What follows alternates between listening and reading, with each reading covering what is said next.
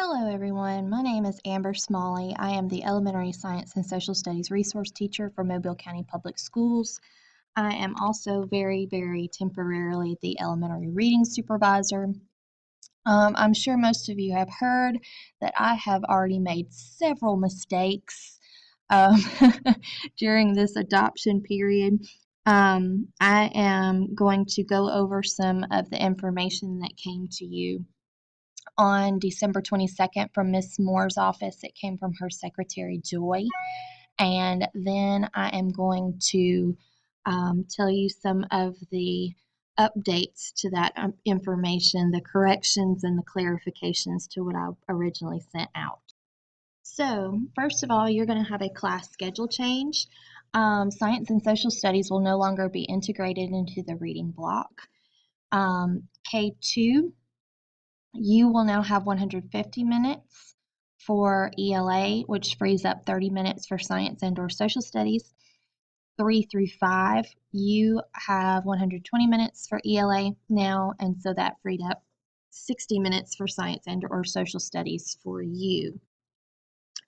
This was sent out to your principals also. We just let them know that the State Department does suggest a little bit longer of class times for science and social studies. So if your principal asks you to have a longer science or social studies time, that is why. We have a new framework. I'm actually going to show you how to get to it. Because if you can get to this framework, you can get to any of the reading information that we've posted. So once you're on the Mobile County Public Schools website, if you'll go to our staff,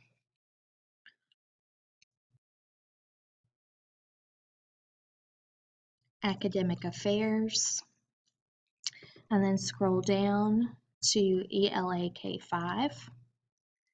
And on this website, there is the new framework, the new instructional pacing guides, which were posted December 31st. So if you downloaded them before then, they have changed. There's also a correlation document I'll show you later. But this section, ELA K5, here's the framework. And let me talk to you about it a little bit. There's one here that's K2, and then there's another one about halfway through that's 3.5. 3.5, there was a typo on the original information right here. It said that your small group time was supposed to be 15 minutes for each rotation, and there should be 3 rotations.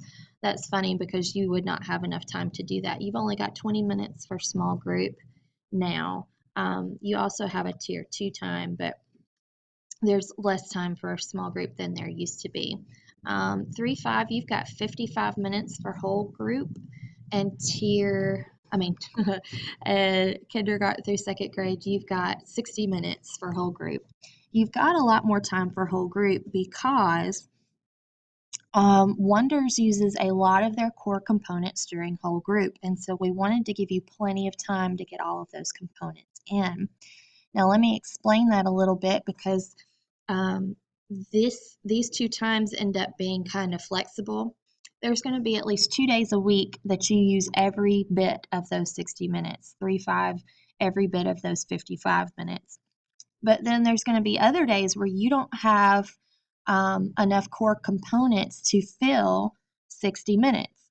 So let's say there's a day in the week and you only have 40 minutes worth of stuff. What do you do with the extra 20 minutes? Well, there's a couple of things you can do. You can give that extra 20 minutes to small group to have more small group time, or you can use that time to catch up on some core components from earlier in the week that you did not get to. Second grade, in the spirit of full disclosure, I'm going to let you know that there is a day every once in a while where there's 80 minutes worth of core components for you in one day. We only gave you 60 minutes. I'm very sorry about that. What do you do to get it all in? Well, you've got a couple of choices. You can carry whole group over into small group and do some whole group things with your small groups. You can save some of those core components for later in the week when you have more whole group time. It's up to you as the teacher, but these 2 times are pretty flexible. We wanted to make sure you knew you had plenty of whole group time to get all those components in, but we also want you to know that if you don't have to use all that whole group time, you don't have to fill it with other whole group stuff. You can give it to small group if you'd like to. All right, so let's talk about the instructional planning guides. The third quarter ones have been posted. The fourth quarter ones will not be posted until January 21st. If they're ready before then, we will post them sooner. Everything you need to know is on those instructional planning guides. Follow those and you will be just fine. Sunday system will not be used in whole group or tier 1 instruction anymore. You should use Wonders to teach foundational skills or phonics or whatever y'all want to call them. The Sunday should be used in tier 3. It should also be used anytime you need to supplement tier 2. We also want you to know that you can take those sound cards off your walls. Just use the cards during your intervention time. Writing, let me skip a couple of slides and show you this. This screenshot helps me explain what you need to do as far as writing during Wonders, better than anything else I could show you. So this suggested lesson plan appears at the beginning of every week. And you'll see in blue there's reading stuff, in green there's language arts stuff. All you need to know is you need to teach the core reading and the core language arts stuff. Do not teach this writing process down here at the bottom. Use traits writing instead to teach writing process. Now, I want you to understand that during these 2 core times, there will be writing lessons and activities. For example, here's one right about the text. These close reading activities will require the kids to do some writing. The writing you're doing in Wonders is helping the students comprehend and analyze text. So you will do some writing in Wonders, but only if it's part of the core. This optional stuff, if you've got time for it and you want to teach it, that's great, go for it. Writing process, don't teach it from Wonders, teach it from traits writing. Also very exciting, this is very new. We have gotten it approved that you can use this sample lesson plan page, the suggested lesson plan page from Wonders as your lesson plans. You can either use the one that's in your TE or you can print out the digital copy. The digital copy will actually even show you the standards that they're covering. That way you don't have to worry about writing lesson plans and learning this new. EQTs, you will not have to write EQTs for reading this semester.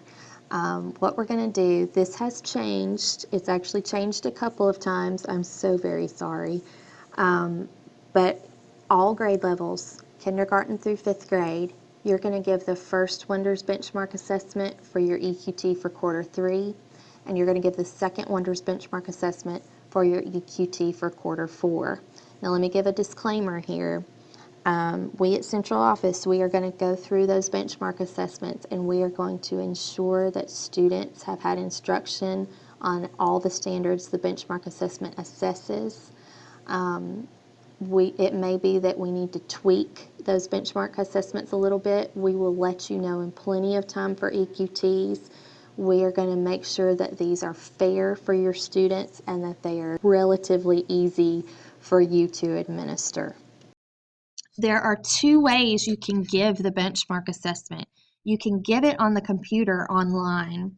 Let me pause and say, I'm so sorry, but we still do not have your real Wonders accounts ready. And they won't be ready for a few days anyway. We're going to give you a preview account today, and you can see everything on that account, but if you make any classes in the preview account, or if you give any tests in the preview account, it will not transfer when you get your new account. So I would hold off on making classes or giving tests yet, but you will have those new accounts just as soon as we can get them ready for you. They will be ready in plenty of time for EQTs. So the computer will score everything for you except the constructed response questions if you take it on the computer. The computer will also generate data about your students based on your assessment if you do it that way. But if you don't have the capability to do it on the computer, You can give the paper-based one. Central office is going to make a class set for every grade level at your school. We're going to send that to print shop and then send it to your school. You'll just pass that one class set around to the other teachers in your grade level, and y'all will save them and use them year after year. If you're a larger school, we're going to give you 2 to 3 class sets. Those are coming. They'll be there in plenty of time for EQTs. CFAs, you do still have 3 CFAs each quarter. We're going to give you the weekly assessments and the unit assessments to develop those CFAs. And so here's a couple of documents that can help you. At the end of every single unit test and weekly test, there's a page that looks like this, and it doesn't just show you the correct answers, it also shows you what standards those questions are addressing. So let's say that you recently taught standard reading information 4.7. Check it out. These 2 questions right here are assessing reading informational 4.7, and actually more of them on this test might address that one too. So this test might be a good one to use as part of your CFA. So I know what you're thinking. You're thinking, well, wouldn't it be great if we had a document that had all the tests on it and it told us all the priority and supporting standards? Yes, that would be wonderful. And guess what? The curriculum team made that document for you. It is posted on that same website I showed you the framework is on. So here's the document, or this is part of it anyway. It's a screenshot.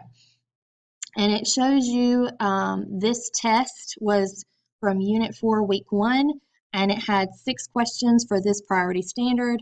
It had this many questions for each of these supporting standards.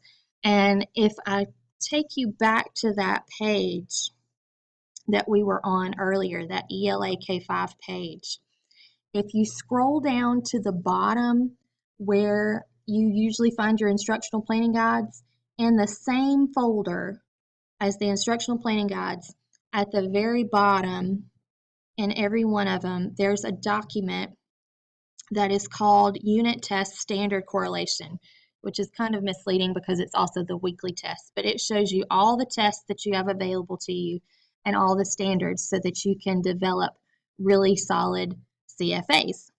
Now, I know what your next question is. If you are going to be using weekly tests and unit tests to make CFAs, do you have to take weekly tests and unit tests?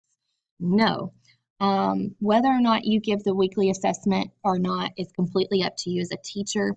If you give the weekly assessment as a regular classroom test, it is a minor grade.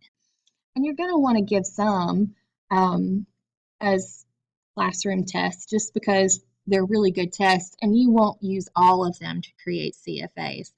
So we're not really encouraging you or discouraging you from using them as regular classroom tests, but we do need you to consider that if you give a weekly assessment as a regular classroom test, then you cannot give that same weekly assessment stuff on a CFA because you'd be assessing the same questions twice. Now, major grades. This is the biggest boo-boo Amber Smalley has made so far. And the original information, it said that your 6 major grades were these and the EQT. The EQT is not part of the major grades. It is what it's always been. It's 10% of the grade for K3. It's 20% of the grade for 4-5. But your CFAs and 2 teacher's choice are major grades. Also, a writing project where students go through all the steps of the writing process on their own. This project can fulfill the writing portfolio requirements. It can also provide grades in language arts, handwriting, reading, and writing. This is the traits writing project. So there's going to be more information about grading all those different aspects coming to you very soon. Yeah, that's the correction to my boo-boo. Kindergarten. We do suggest that you use these Wonders Progress Monitoring pages. They look like this. They allow you to assess how your students are doing on high-frequency words and decodable words. We're encouraging you to use them. It does not matter how often you use them. Every time you use one, though, it counts as a minor grade. We will send a survey out sometime soon.